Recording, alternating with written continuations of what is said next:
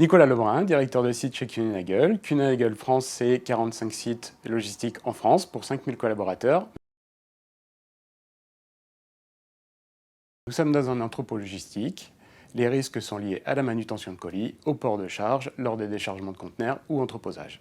Sur le port de charge et la manutention, des blessures au dos et aux membres inférieurs peuvent apparaître.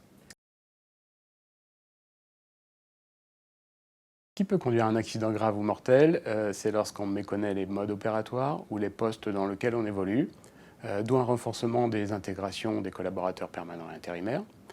Mais on peut aussi rencontrer le sujet avec un environnement qui n'est pas organisé, les choses ne sont pas bien dans leur place, ce qui amène à un risque d'accidentologie sur les postes définis. S'il y a un accident qui survient, on prévient les secouristes du travail et également, si besoin, les services extérieurs. Une fois l'accidenté pris en charge et en sécurité, nous informons les représentants du personnel et analysons ensemble les causes de cet accident. Une fois l'analyse effectuée, nous mettons en place des actions de prévention permettant que l'accident ne se reproduise plus en prévenant l'inspection du travail, la médecine du travail et la CARSAT. En exemple, en ouvrant un conteneur, nous avons eu des collaborateurs qui ont été intoxiqués par des produits nocifs. En réponse, nous avons mis en place un système de détection avec une entreprise extérieure avant ouverture des conteneurs. Puis nous avons formé nos collaborateurs aux risques encourus par ces conteneurs. Ce qui est vraiment important, c'est d'accompagner, de communiquer avec nos équipes et également à la victime à son retour d'accident.